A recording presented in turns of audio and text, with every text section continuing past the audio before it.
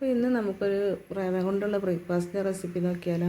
ഇതിന് ഞാൻ ഒരു മുറി തേങ്ങയും കുറച്ച് നല്ല ജീരകവും ഒരു 2-3 ചെറിയ ഉള്ളി എടുത്തിട്ടുണ്ട്. ഇത് നമുക്ക് തേങ്ങയും റവയും കൂടി മിക്സിയുടെ ജാറിലിട്ട് നന്നായി അരച്ചെടുക്കാം. ആവശ്യത്തിന് ഉപ്പും ആവശ്യത്തിന് വെള്ളവും.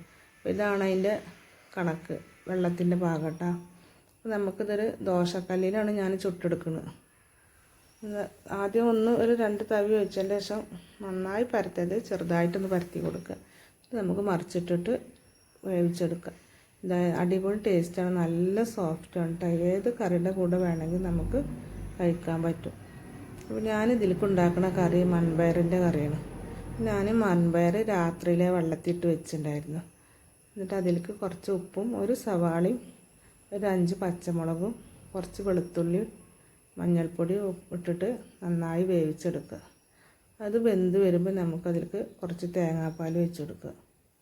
തേങ്ങാപ്പാൽ വെച്ചെടുത്തൊന്ന് തുള്ളിയതിൻ്റെ ശേഷം അതൊന്ന് ഫ്ലെയിം ഓഫാക്കുക. അത് നമുക്ക് വറവിട്ടെടുക്കുക.